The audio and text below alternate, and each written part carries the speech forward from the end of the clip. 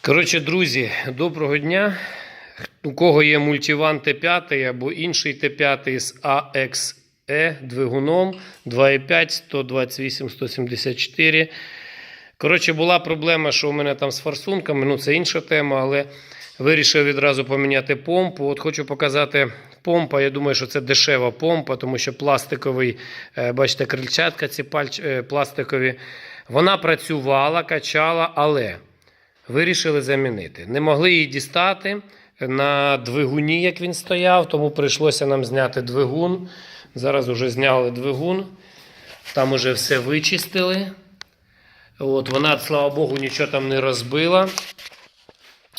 Це, бачите, витягнутий двигун.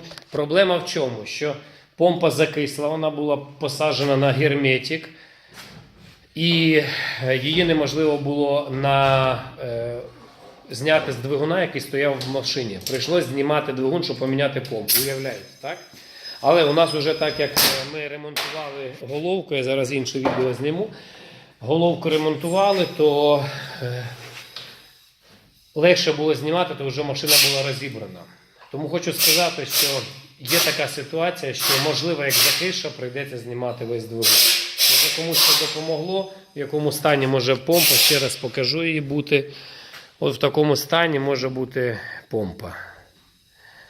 Бачите, вона вся зіржавіла. Хоча вона працювала і качала, і проблем ніяких не було на ній. Тобто по виду.